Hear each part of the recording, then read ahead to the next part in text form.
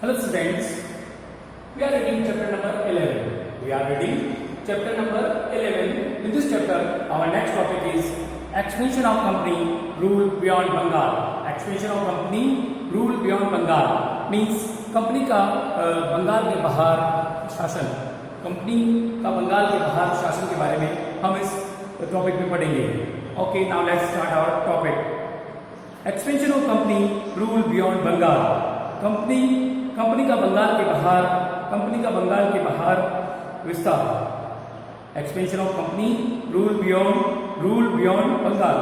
Company का बंगाल के बाहर विस्तार. कंपनी का बंगाल के बाहर विस्तार.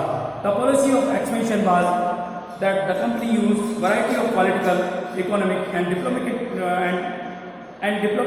diplomatic methods to extend its influence before annexing an Indian kingdom. जो कंपनी का विस्तार की नीति थी, जिसका प्राय कंपनी इस्तेमाल करती थी, उसमें कंपनी राजनीतिक, आर्थिक और कूटनीतिक तरीकों से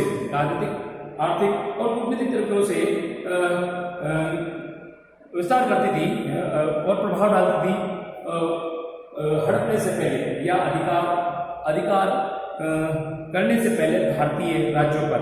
यानी भारतीय राज्यों को हड़पने से पहले या उन पर अधिकार जमाने से पहले कंपनी अपनी विभिन्न नीतियों के माध्यम से, जिसमें राजनीतिक, आर्थिक और कूटनीतिक नीतियाँ शामिल थी, और इन नीतियों के माध्यम से कंपनी अपना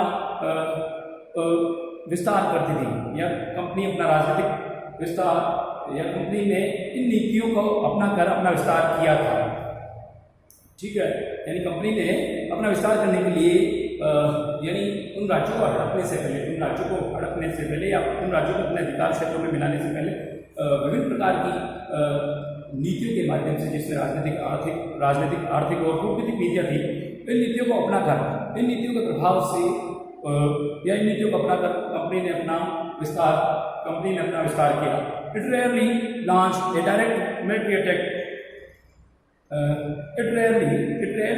direct military attack on an unknown territory. इसने कभी कभार ही उसने प्रत्यक्ष रूप से किसी राज्य पर या किसी जो अनजान जो प्रांत था या अनजान क्षेत्र था या अनजान प्रांत था, उसको कभी कभार ही उसने शायद ही उसने कोई सैनिक आक्रमण किया होगा. शायद ही कभी कोई सैनिक आक्रमण किया था. After the Battle of Buxar, 1764, the company appointed residents in Indian states. 1764 के बक्सर के युद्ध के बाद कंपनी ने भारतीय प्रांतों में रेजिडेंट की नियुक्ति की. दे वर पॉलिटिकल एंड कमर्शियल एजेंट. वे हुआ करते थे राजनीतिक और वाणिज्यिक या राजनीतिक और व्यापारिक एजेंट या राजनीतिक और व्यापारिक दलाल या एजेंट हुआ करते थे ये रेजिडेंट. थ्रू देम, उनके माध्यम से the company official begin to interfere in the internal affair of Indian states. और इनके माध्यम से, यानी इन रेजिडेंट्स के माध्यम से कंपनी के कर्मचारियों ने शुरू किया भारतीय राज्यों के या भारतीय प्रांतों के आंतरिक मामलों में दखल देना.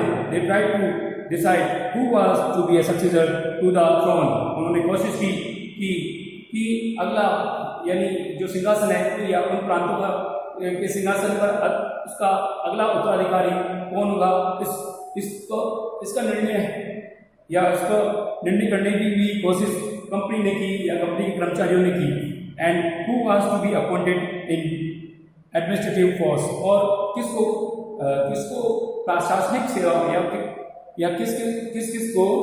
किनको प्रशासनिक पदों पर नियुक्त किया जाएगा.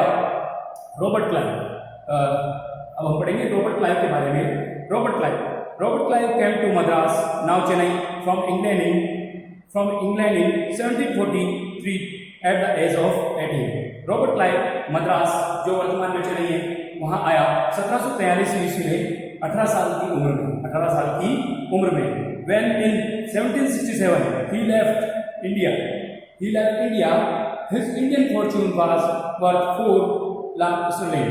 और जब उसने 1767 में भारत छोड़ा, जब उसने 1767 में भारत से वह गया, या 1767 में जब वह भारत से दोबारा अपने देश को गया या भारत से इंग्लैंड गया, तब उसके पास जो 4 लाख स्टर्लिंग की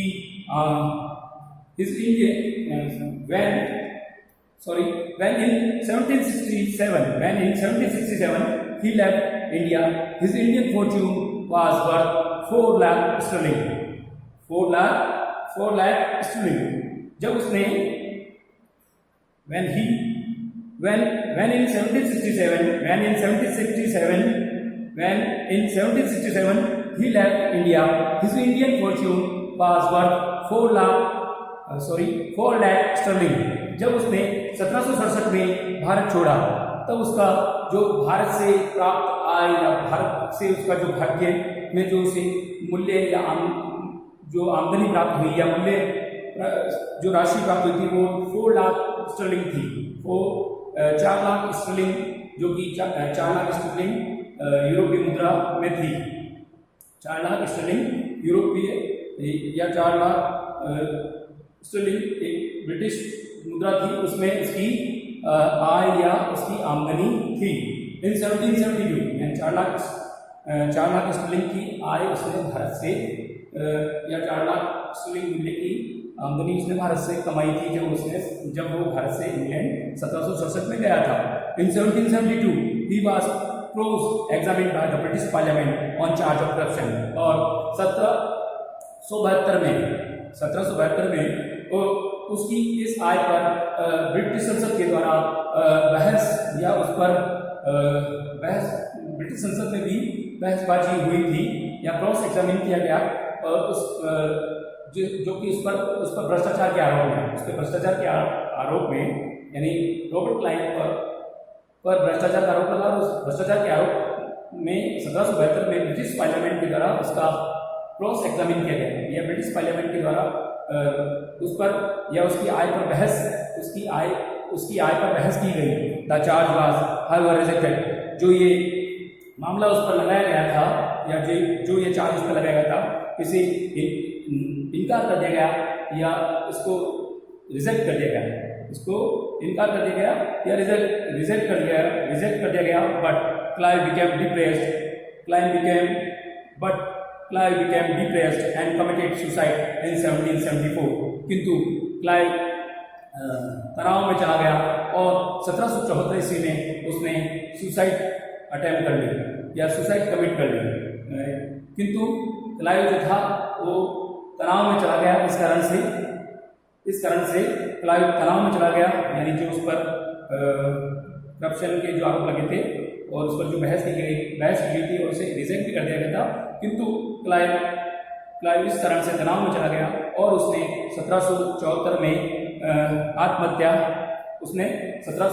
और रॉबर्ट क्लाइव ने 1774 में डिप्रेस होकर या तनावग्रस्त होकर 1774 में रॉबर्ट क्लाइव ने आत्महत्या कर ली। रीजनल फोकस तमिलनाडु, जो अब हम पढ़ेंगे, our next topic is regional focus Tamil Nadu, यानी क्षेत्रीय या प्रांतीय ध्यान या प्रांतों की ओर ध्यान। उसमें हम तमिलनाडु के बारे में पढ़ेंगे, यानी प्रादेशिक ध्यान, प्रदेशों की ओर ध्यान, और उसमें हम तमिलनाडु के बारे में पढ़ेंगे। रीजनल फोकस तमिलनाडु क्षेत्रीय ध्यान या क्षेत्रों की ओर ध्यान या प्रदेशों की ओर ध्यान या प्रादेशिक ध्यान, और उसमें हम तमिलनाडु के बारे में पढ़ रहे हैं। प्रादेशिक ध्यान Tamil Nadu. The coastal strip of present day Tamil Nadu was as Carnatic in द 18th century and was ruled by Nizam of Hyderabad, यानी जो तटीय क्षेत्र था वर्तमान तमिलनाडु का, वो उस समय कार्नेटिक कहलाता था 18वीं शताब्दी में, और इस पर हैदराबाद के निजामों का शासन था। There were 3 wars between 1744 and 1763 1763 were fought between the French and the British called Carnatic Wars for control over this region. तीन युद्ध लड़े गए, तीन युद्ध हुए 1744 से लेकर 1763 के बीच। 1744 से लेकर 1763 के बीच तीन युद्ध लड़े गए फ्रांसीसियों और अंग्रेजों के बीच, फ्रांसीसियों और अंग्रेजों के बीच, फ्रांसीसियों और अंग्रेजों के बीच, जिन्हें कार्नेटिक वार के नाम से जाना गया, और ये युद्ध इन क्षेत्रों पर ये युद्ध लड़ा गया था, या जो कार्नेटिक वार लड़े गए थे वो प्रांतों में अपने नियंत्रण के कारण लगे थे, या इन प्रांतों पर नियंत्रण के कारण, या इन प्रांतीय क्षेत्रों में नियंत्रण हेतु लड़े गए थे। इन प्रांतीय क्षेत्रों में नियंत्रण हेतु कार्नेटिक वार लड़े गए थे। इन प्रांतों में नियंत्रण हेतु, यानी किन का इन प्रांतों पर नियंत्रण हो, इस हेतु तीन युद्ध लड़े गए और जिनको कार्नेटिक वार कहा जाता था। कार्नेटिक वार कहा गया और ये वार इन प्रांतों पर नियंत्रण हेतु लड़े गए थे। The first war was fought when the French led by Governor Dupleix captured Madras, a British possession. However, Madras was returned to British as a part of peace settlement in Europe post the Austrian War of Succession that ended in 1748. जो पहला युद्ध लड़ा गया था वो उसका कारण था कि जो फ्रांसीसी गवर्नर था डुप्लेक्स, उसने मद्रास को अपने अधिकार में ले लिया, या मद्रास पर अपना कब्जा जमा लिया, या मद्रास को अपने अधिकार में ले लिया, जो कि एक ब्रिटिश अधिकार क्षेत्र था, जो कि एक ब्रिटिश नियंत्रण क्षेत्र था। किंतु फिर भी इसे दोबारा ब्रिटिशर्स को लौटाया गया, फिर से इसे दोबारा ब्रिटिशर्स को लौटा दिया गया एक शांति समझौते के तहत, जो कि यूरोप में हुआ था, जिसके तहत मद्रास को दोबारा ब्रिटिशर्स को लौटा दिया गया। Post the Austrian war of succession that ended in 1748। जो कारण था कि ऑस्ट्रिया में जो उत्तराधिकार युद्ध लड़ रहा था उसका अंत हो गया था 1748 में, और इस कारणवश एक शांति समझौता हुआ, और इस शांति समझौते के तहत मद्रास को दोबारा ब्रिटिश को लौटा दिया गया। The second Carnatic war was fought over the issue of succession to the throne of Hyderabad and Carnatic। जो दूसरा कार्नेटिक युद्ध लड़ा गया था वो उत्तराधिकार के संबंध में लड़ा गया था, हैदराबाद के सिंहासन और कार्नेटिक के सिंहासन के संबंध में, यानी हैदराबाद के जो सिंहासन और जो कार्नेटिक क्षेत्र का जो सिंहासन था, या उसके थ्रोन पर जो कौन काबिज होगा या किसका उत्तराधिकार होगा, उस उत्तराधिकार के संबंध में दूसरा कार्नेटिक वार लड़ा गया है with the British and the French. और जो ये युद्ध लड़ा गया ब्रिटिश और फ्रांसीसियों के बीच, सपोर्टिंग डिफरेंट कैंडिडेट, और जिन्होंने कि अपने भिन्न प्रतिभागियों को या प्रतिनिधियों को सपोर्ट किया था। और इस कारण से इस भिन्न प्रतिनिधियों को सपोर्ट करने या प्रतिभागियों को सपोर्ट करने की वजह से दूसरा कार्नेटिक युद्ध लड़ा गया, जो कि एक उत्तराधिकार या सिंहासन पर उत्तराधिकार, हैदराबाद और कार्नेटिक क्षेत्र के सिंहासन पर उत्तराधिकार का युद्ध था। और इसमें दोनों ही ब्रिटिश और फ्रांसीसियों ने भिन्न कैंडिडेटों को अपना सपोर्ट दिया, भिन्न प्रतिनिधियों को या कैंडिडेट्स को अपना सपोर्ट दिया। और इस कारण से दूसरा कार्नेटिक युद्ध लड़ा गया। द फ्रेंच वर डिफीटेड इन 1754। और जो प्रतिभागियों को जैसे फ्रांसीसी और ब्रिटिश भिन्न कैंडिडेट को अपना सपोर्ट दिया, और इस कारण से दूसरा उत्तराधिकार दूसरा कार्नेटिक वार लड़ा गया, यानी एक सिंहासन की लड़ाई थी जो हैदराबाद और कार्नेटिक के संबंध में थी, और दोनों ही फ्रांसीसी और अंग्रेजों ने भिन्न प्रतिनिधियों को अपना सपोर्ट दिया, और इस कारण से दूसरा कार्नेटिक वार लड़ा गया। और इस दूसरे कार्नेटिक वार में फ्रांसीसियों की हार हुई 1754 में। द फ्रेंच वर डिफीटेड इन 1754। और दूसरे कार्नेटिक वार में फ्रांसीसियों को हरा दिया गया 1754 में। The third war was fought in 1763 as a reaction to the 7 years war in Europe. और तीसरा युद्ध लड़ा गया 1763 में 1763 में एक परिणामवश सप्तवर्षीय युद्ध जो यूरोप में चला था उसके कारण से, जो सप्तवर्षीय युद्ध यूरोप में चला था उस यूरोप में सप्तवर्षीय युद्ध के कारण ये तीसरा युद्ध लड़ा गया था। The French were defeated in the battle of Wandiwash, और फ्रांसीसियों की हार हुई वांडीवास के युद्ध में। After the end of war in Europe the British return Pondicherry and Chandernagore to France.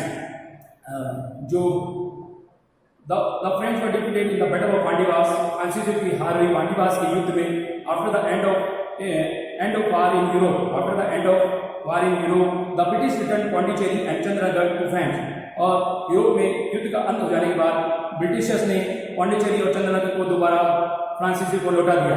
और all other French power in India was destroyed, और अन्य जो फ्रांसीसियों की जो भारत में जो सत्ता थी अन्य स्थानों से वो पूर्णतया नष्ट हो गई, या अन्य स्थानों पर जो फ्रांसीसियों की जो ताकत या सत्ता थी वो पूर्णतया अब डिस्ट्रॉय हो गई, या अब फ्रांसीसियों की सत्ता अन्य भारत के अन्य स्थानों से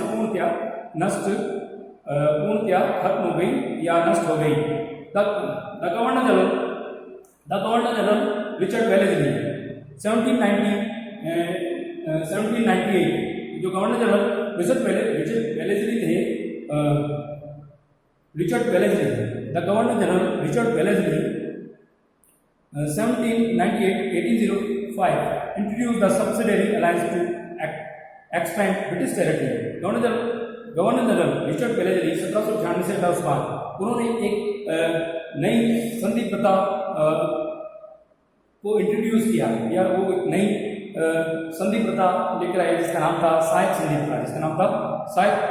संधि प्रथा। और इस सहायक संधि प्रथा के माध्यम से उन्होंने ब्रिटिश राज्य का विस्तार किया, या ब्रिटिश प्रांत का या ब्रिटिश राज्य का इस सहायक संधि प्रथा के माध्यम से विस्तार किया ब्रिटिश प्रांत का, यानी ब्रिटिश राज्य का इस सब्सिडरी अलायंस के माध्यम से उन्होंने विस्तार किया।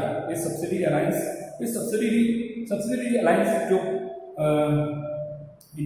पॉलिसी थी या जो नीति थी, इसके माध्यम से उन्होंने ब्रिटिश राज्य का विस्तार किया।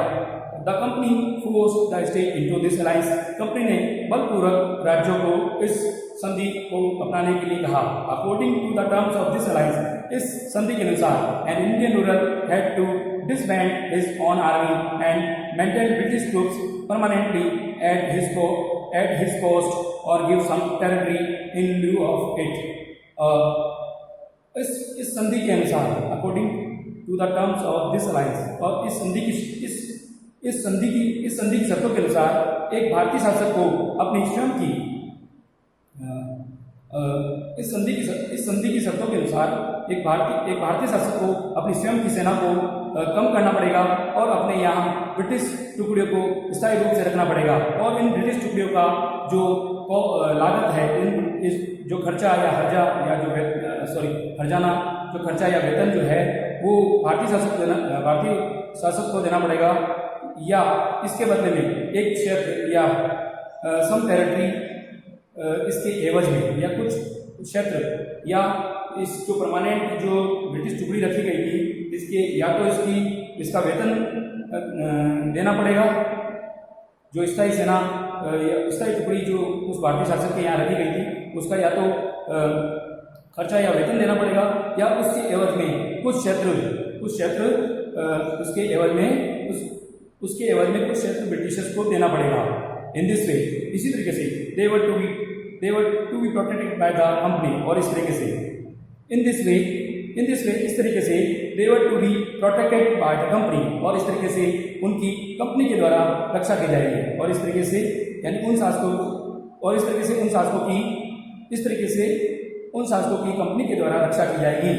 If the Indian rulers fail to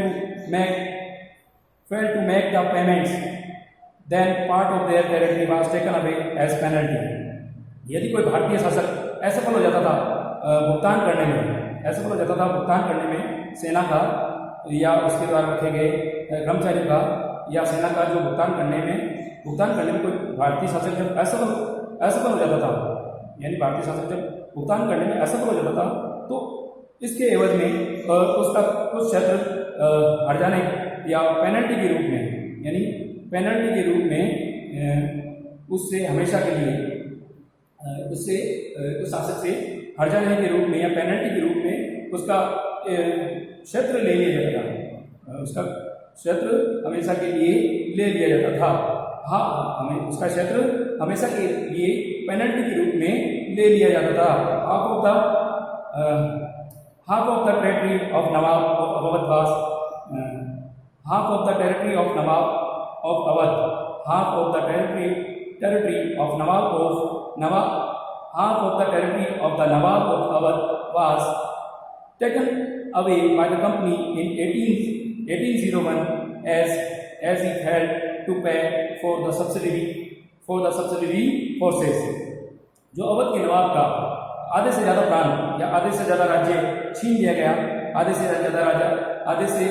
के नवाब का आधे से ज़्यादा राज्य उससे छीन लिया गया 1801 ईस्वी में, क्योंकि वह साइड संधि प्रथा के तहत रह गई, साइड संधि प्रथा के तहत रखी गई सेना का वेतन देने में या साइड संधि प्रथा के तहत रखी गई सेना का वेतन देने में असफल हो गया।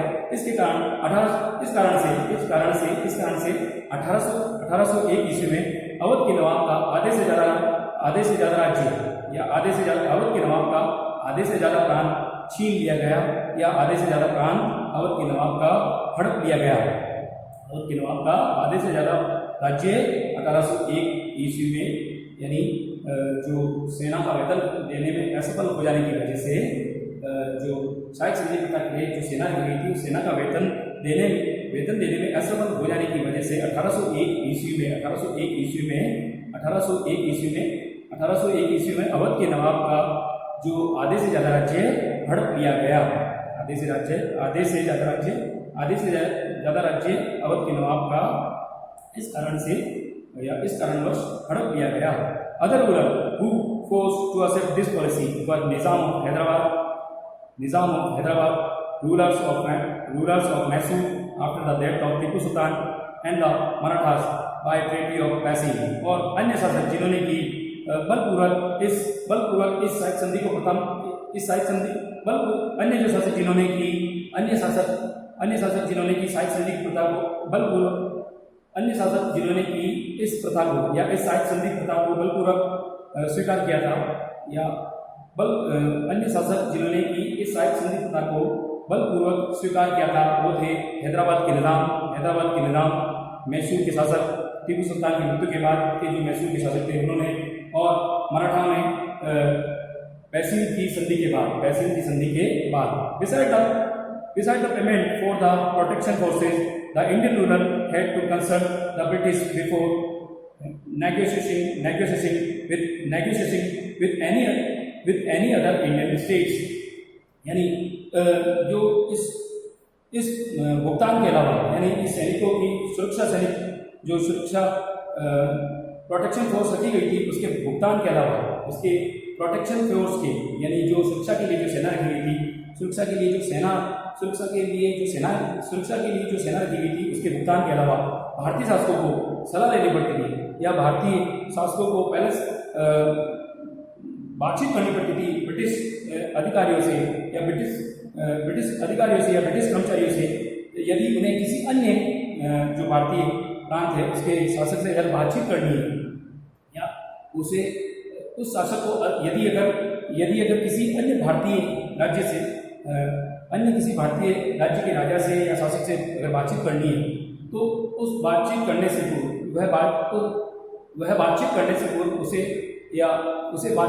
पूर्व पहले सलाह लेनी पड़ती थी ब्रिटिश कर्मचारियों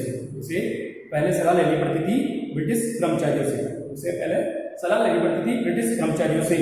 वार विद हैदर अली